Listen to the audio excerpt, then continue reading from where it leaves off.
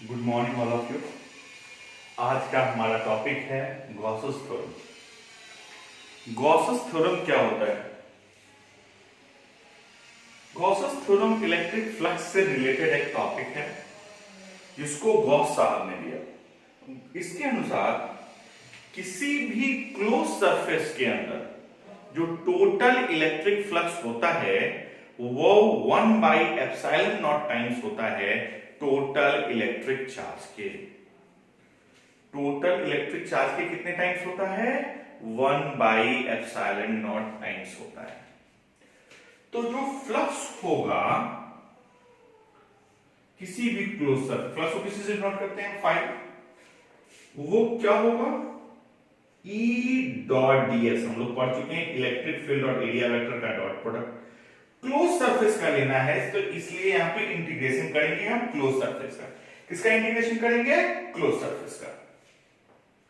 वो किसके बराबर होगा? 1/एप्सिलॉन नॉट टाइम्स ऑफ टोटल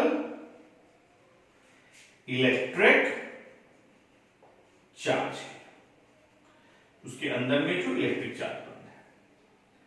अगर आप एक क्लोज सरफेस लेते हैं, उसके अंदर में क्यू चार्ज है, तो फ्लक्स कितना हो जाएगा? E dot ds is equal to Q/एप्सिलॉन नॉट। टोटल चार्ज के कितना टाइम्स? 1/एप्सिलॉन नॉट टाइम्स। तो total flux of the close surface किसके बराबर? 1/एप्सिलॉन naught times of total electric charge inside the close surface. किसी भी क्लोज सरफेस के अंदर में जो इलेक्ट्रिक चार्ज है उसके 1/एप्सिलॉन नॉट है। ये गॉसेस थ्योरम है। गॉसेस थ्योरम में मेन बात है कि आप इलेक्ट्रिक फ्लक्स किसी भी क्लोज सरफेस का कैलकुलेट करोगे तो उसके अंदर में जो चार्ज है उसका 1/एप्सिलॉन naught times total electric flux के बराबर होगा। मतलब टोटल फ्लक्स 1/एप्सिलॉन naught time of total electric charge के बराबर, उसके अंदर में जितना चार्ज है। इसको प्रूफ करने के लिए पहले टर्म हम जानते हैं, वो है सॉलिड एंगल। ये क्या होता है? पहले ये टर्म जानते हैं, सॉलिड एंगल क्या होता है। देखिए एंगल दो टाइप्स का होता है, एक प्लेन एंगल, एक सॉलिड एंगल। आप जो प्लेन एंगल हम ड्रॉ करते हैं, जैसे ये एंगल हमने ड्रॉ किया, ये जो एंगल है इसी को बोलते हैं हम प्लेन एंगल। अगर कोई सरफेस किसी पॉइंट पर जो एंगल बनाता है, जैसे ये सरफेस इस पॉइंट पर जो एंगल बना रहा है, इसको हम बोलते हैं सॉलिड एंगल। क्या बोलते हैं इसको हम? Solid angle. इसको हम ओमेगा से डिनोट करते हैं। तो सॉलिड एंगल क्या है? कोई सरफेस किसी पॉइंट पर जो एंगल बनाता है उस एंगल को हम सॉलिड एंगल कहते हैं। एंगल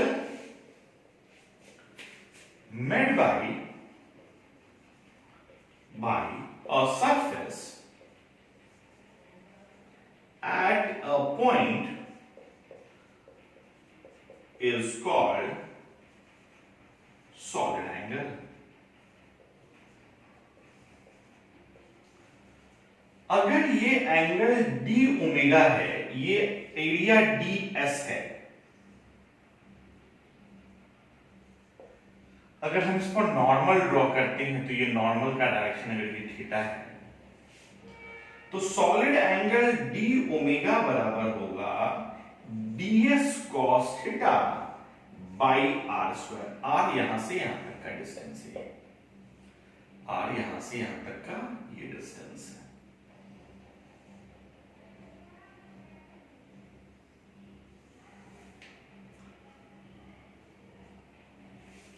तो डी ओमेगा क्या हो गया यहां पे? ds cos theta by R. हम सॉलिड एंगल को ओमेगा से डिनोट करते हैं, तो ये हो गया, ये इस वाले ओमेगा को भी आप डिनोट कर सकते हैं, ये वाला कर दो डी ओमेगा, डी ओमेगा। तो ओमेगा इज इक्वल टू क्या हो जाएगा यहाँ पे? ऐसा बहुत सारा सॉलिड एंगल बन रहा होगा, उन सबका integration ds cos theta by are square. ये होता है ds cos theta by are square. किसी सॉलिड किसी सरफेस के द्वारा अगर एंगल बन रहा है किसी पॉइंट पर, तो एंगल कितना होगा? ds cos theta by are square का इंटीग्रेशन। सॉलिड एंगल का डायमेंशन यूनिट क्या होता है? यूनिट हम लोग पढ़े हुए हैं, एस्ट्रेडियन। किस चीज से डिनोट करते हैं? एसआर। इसका डायमेंशन नहीं होता है, तो ये डायमेंशन लेस क्वांटिटी है।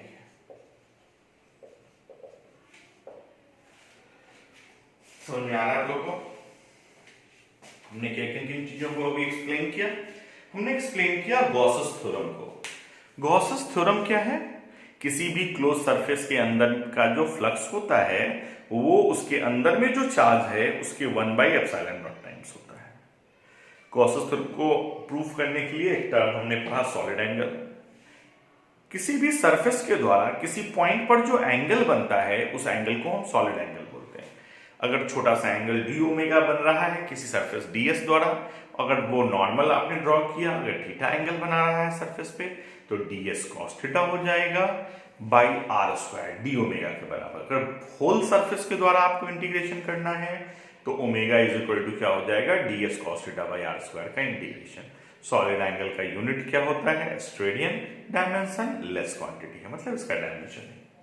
अब हम देखते हैं इसका यूज हम कैसे करते हैं गॉस थ्योरम को प्रूफ करने में।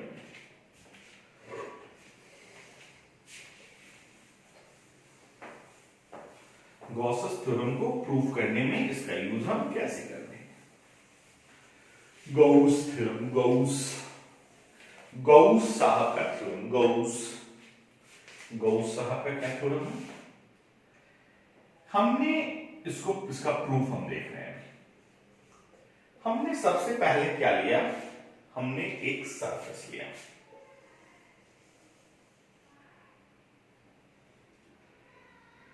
इसके अंदर में Q चार्ज है। हमने एक एरिया लिया, ds एरिया लिया। ये कितना एंगल बना रहा है? यहां पे सॉलिड एंगल डी ओमेगा बना रहा है। अगर हमने इस पर नॉर्मल ड्रॉ किया तो ds आ गया नॉर्मल, ये थीटा हो गया। इधर क्या है? ds cos theta. अगर हम इसका फ्लक्स निकालें तो फ्लक्स क्या होगा? E dot ds। E dot ds का फॉर्मूला इलेक्ट्रिक फील्ड और इसके बीच का angle E ds cos theta. अगर Q चार्ज के कारण r डिस्टेंस पर आप इलेक्ट्रिक फील्ड का फॉर्मूला निकालेंगे तो हमको मालूम है कितना होता है? 1/4πε/Q/r²। तो यहां पर हम E की जगह पे कितना डाल सकते हैं? 1/4πε0 Q/r²। तो यहां फ्लक्स हमने डाला 1/4πε0 Q/r²। किसके जगह पे? E की जगह पे ds cos थीटा। अब हमने क्या किया? 1/4πε0 Q को बाहर कर दिया, यहां क्या बचा? ds cos theta by r square. अभी हमने पढ़ा है सॉलिड एंगल डी ओमेगा बराबर क्या होता है? ds cos theta by r square. अगर हम 1/4πε0 Q ds cos theta by r square क्या हो गया? डी ओमेगा हो गया। अगर हम इस क्लोज सरफेस को इंटीग्रेट करें तो टोटल सॉलिड एंगल का सम हमेशा 4π के बराबर होता है। यहां पर जो इंटीग्रेशन इसका आएगा वो किसके बराबर होगा? 4π के। एक पॉइंट पर प्लेन एंगल कितना बनता है? 360 डिग्री, मतलब 2π। सॉलिड एंगल कितना बनता है? 4π। तो फ्लक्स कितना आ जाएगा? 1/4πε0। डी ओमेगा का इंटीग्रेशन कितना आ गया? 4π। 4π से 4π हमने कैंसिल कर दिया, क्या आया? Q/ε0। मतलब इस क्लोज सरफेस के अंदर में कितना चार्ज था? Q चार्ज था, उसके 1/ε0 टाइम्स टोटल फ्लक्स के बराबर होगा। तो ये टॉपिक हो गया आपका प्रूफ इसका। ये थोड़ा सा सॉलिड एंगल को लेके हमने प्रूफ किया। हम इसको बिना लिए भी प्रूफ कर सकते हैं, मतलब इसका सेकंड मेथड देखिए। सेकंड मेथड क्या है? बहुत आसान सा मेथड है सेकंड मेथड। स्पेशल केस है ये। मान लीजिए कि Q एक चार्ज है जो किसी स्फीयर के अंदर बंद है। Q एक चार्ज है जो किसी स्फीयर के अंदर बंद है। हमने एक छोटा सा एरिया यहां ds लिया। स्फीयर है तो रेडियस कितना, हमने r ले लिया। Q चार्ज के कारण r डिस्टेंस पर इलेक्ट्रिक फील्ड किधर होगा, पॉजिटिव है तो बाहर की तरफ। अगर इस पर आप नॉर्मल ड्रॉ करोगे तो एरिया वेक्टर किधर आएगा, बाहर की तरफ। अब हम फ्लक्स निकालते हैं।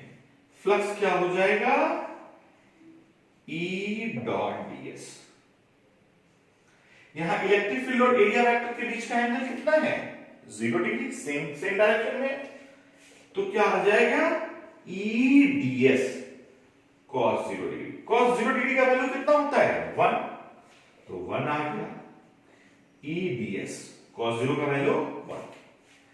यहां पर E ds मतलब क्या हुआ, सारे एरिया को हम ऐड करेंगे, सारा एरिया कितना आ जाएगा, 4 पाई r स्क्वायर। स्फीयर का सरफेस एरिया कितना होता है, 4 पाई r स्क्वायर।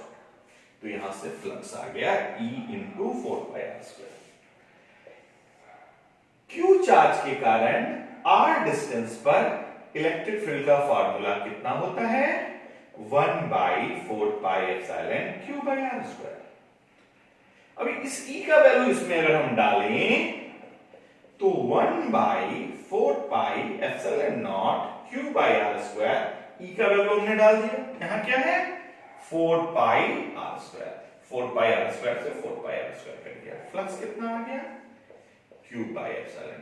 ये हमने स्फीयर मान के इसको प्रूफ कर दिया। हमने क्या माना, Q चार्ज जो है एक स्फीयर के सेंटर पे है, r डिस्टेंस पर हमने एक स्फीयर ड्रॉ किया। यह स्फीयर के अंदर है, एक हमने छोटा सा एरिया यहां ds लिया, एरिया वेक्टर ड्रॉ किया बाहर की तरफ। Q चार्ज के कारण इलेक्ट्रिक फील्ड भी बाहर की तरफ। दोनों के बीच का जो एंगल होगा वो 0 डिग्री होगा। तो E ds cos 0 degree, cos 0 degree का वैल्यू 1 होता है। ds हमने लिया, ds का हमने इंटीग्रेट किया तो कितना आया, 4 पाई r स्क्वायर। तो E इंटू 4 पाई r स्क्वायर। अब E का वैल्यू हमने निकाला 1 by 4 pi epsilon Q by r square, वो डाला हमने। फ्लक्स कितना आ गया, Q बाई एप्सिलॉन। चलिए, ये सेकेंड मेथड है, इससे ऐसे हम गॉसेस थ्योरम को प्रूफ कर सकते हैं। एक मैंने आर्बिट्रेरी सरफेस लिया, मतलब कोई शेप साइज नहीं है। दूसरा हमने स्फीयर लेकर इसको प्रूफ कर दिया। समझ में आ गया होगा। चलिए, अब अगला जो टॉपिक हमको पढ़ना है वो गॉसेस थ्योरम का एप्लीकेशन है। तो गॉसेस थ्योरम का एप्लीकेशन पढ़ेंगे। तो गॉसेस थ्योरम आपको समझ में आया होगा। अगले वीडियो में हम गॉसेस थ्योरम का एप्लीकेशन पढ़ेंगे। चलिए, बाय।